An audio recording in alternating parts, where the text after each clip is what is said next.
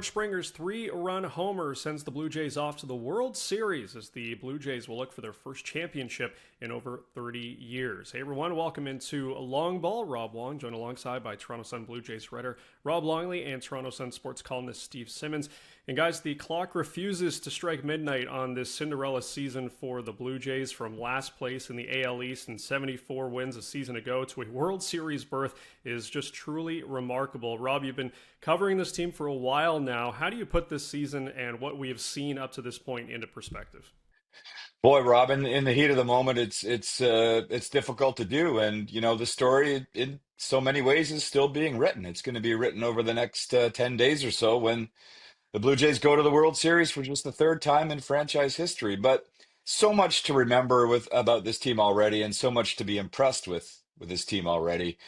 Starting in spring training when there was a new attitude, you could see it, you could feel it in Dunedin that the players had a resolve to do things differently, to communicate differently.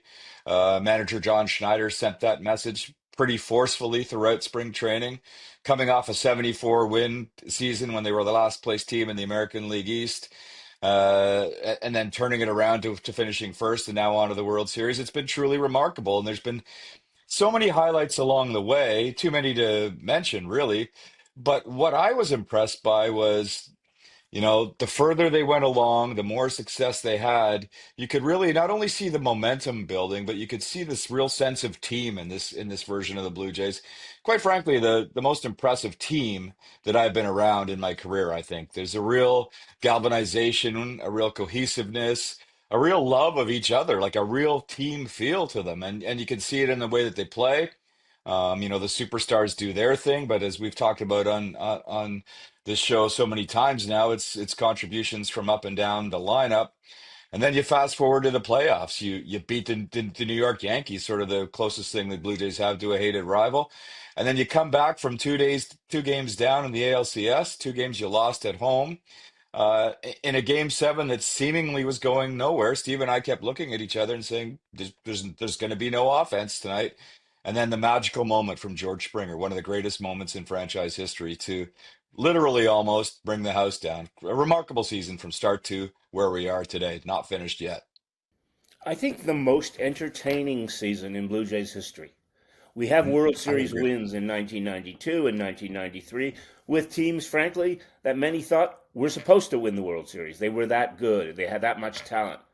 Nobody thought this team would, A, win the American League East, get to the World Series, do it the way they did it, and have the kind of individual performance and team performance that they did. And I know people who have watched the Blue Jays and followed them their whole lives, going back to the team in '85 that won the American, that played for the American League Championship and lost in Game 7 at home. People tell me that this is the most entertaining Jays season ever because there's been so much surprise. Yeah, you expect Vladimir Guerrero Jr. to be great, but let's be honest. George Springer was not supposed to be great at 36, especially after 3 consecutive years of diminishing statistics. And for him to do what he did last night is such a Springer Toronto uh, 2025 moment because it's a moment for the ages, for this city, for the country, for baseball in Canada. And it's one of those moments, we all see the Joe Carter, how many times have we seen the highlight? A million times? The Paul Henderson, of baseball sort of highlight. But you now have a bunch of other highlights to go along with it. And on the one hand, there's the Springer moment individually, just the home run. And there's the Vladdy Guerrero collective playoff to this point. People are comparing him to David Ortiz and to some of the other great playoff performers we've ever seen in the past. So this is so unlikely and so impossible and so implausible that it's like reading the best novel you can read. And as you go along, it just gets better and better and better. And that's what's happened here. Yeah, it really is incredible, like you said, just with the way that people view this team compared to some of the others in franchise history. So George Springer has already been a postseason hero for one franchise, Steve, helping the Houston Astros win a title, and now he's got a chance to do the same with the Blue Jays here. I thought it would be a long time until we would see another postseason homer surpass Jose Bautista's bat flip, but we got it last night with Springer. Joe Carter's home run is always going to be number one, Steve, but where does this Springer home run land on the all-time list? Well, this is where it gets interesting. I might write about this actually as a column today, but to me, the Roberto Alomar home run in Oakland in 1992 was always such a seminal moment for the franchise because the Jays couldn't win, and they were known as a team that they had great players and couldn't win until Alomar off Dennis Eckersley hit that home run, and then Ed Sprague in Game 2 of the World Series with the Jays down 1 hits the pinch hit home run to win Game 2 and essentially give the Jays a chance to win 92. So those two home runs are right there to me with Springer now. Or Springer's right there with them. It's a question of who do you put, who's 2, who's 3, who's 4, where do you do it? Carter's by himself. It's a walk-off World Series home run. But so many of Jay's moments, I mean, the Batista bat flip is drama. But it's not, it's divisional series. It's not, and it didn't even win the game at the time.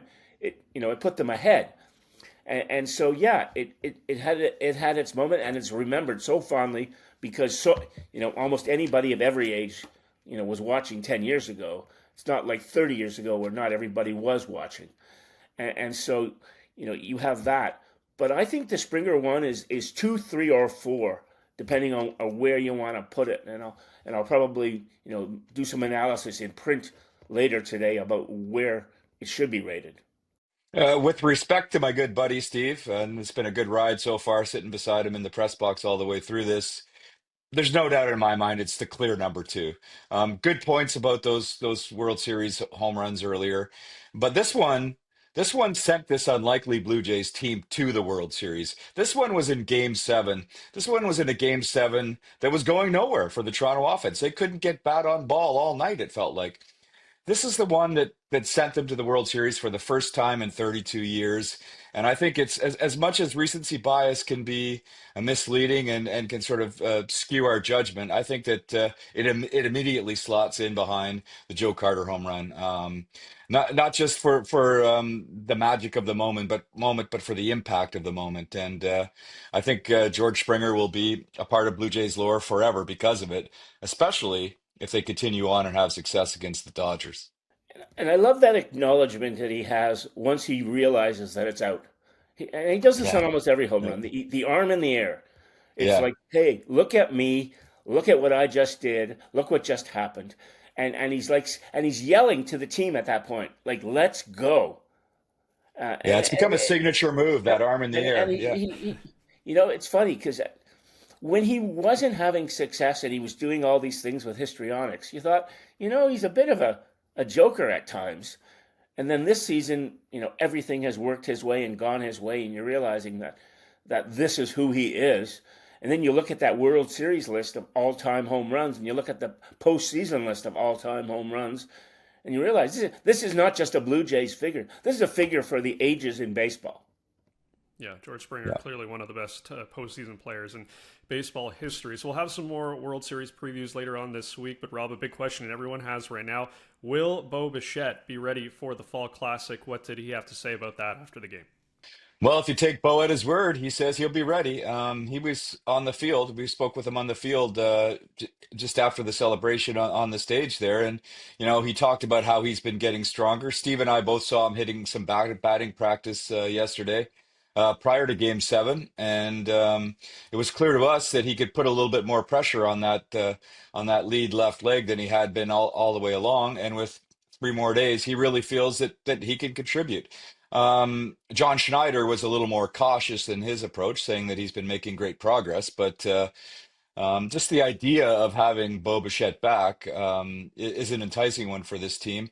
Hey, and if George Springer can hit a huge home run the way he did, basically on one leg, well, you'd sure like to have some Bo Bichette in there too. Now, there's still going to be a decision to be made because do you put Bo Bichette on the roster if you're not convinced that you're not going to get 100% of him, that much we know, but are you going to get enough of him to be a factor and be worth leaving somebody else off? They've got a couple days to make that decision, but just the mere idea of him being back and Bo's confidence in him being back is going to be an intriguing story in the build up to this World Series.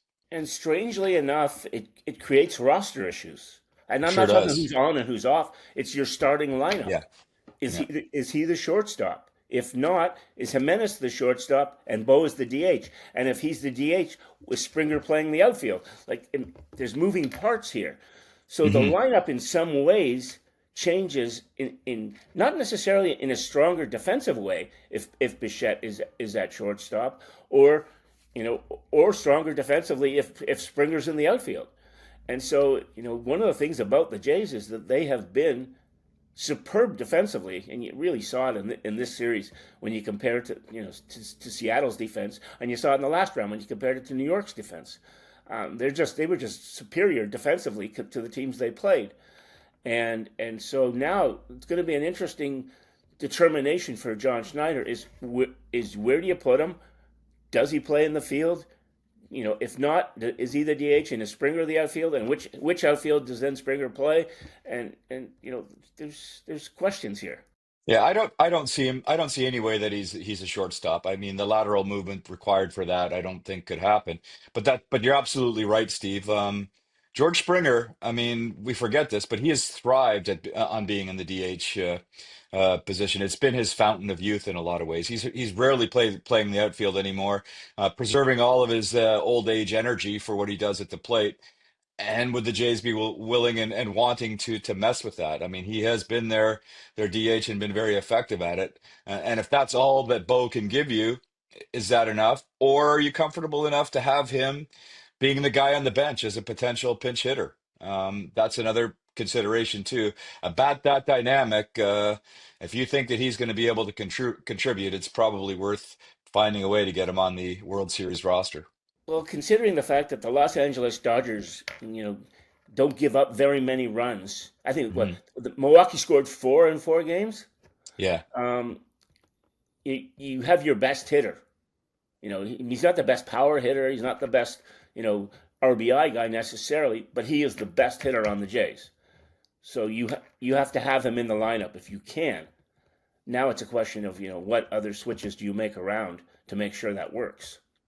Yep, it's going to be a really interesting question, and I'm sure we're going to be talking about it a lot as we get closer to Friday's game number 1 when the Blue Jays will host the Dodgers in the World Series. As always, leave your thoughts in the comments section below. For Steve Simmons and Rob Longley, I'm Rob Wong. Thanks for watching, and we'll catch you on the next one.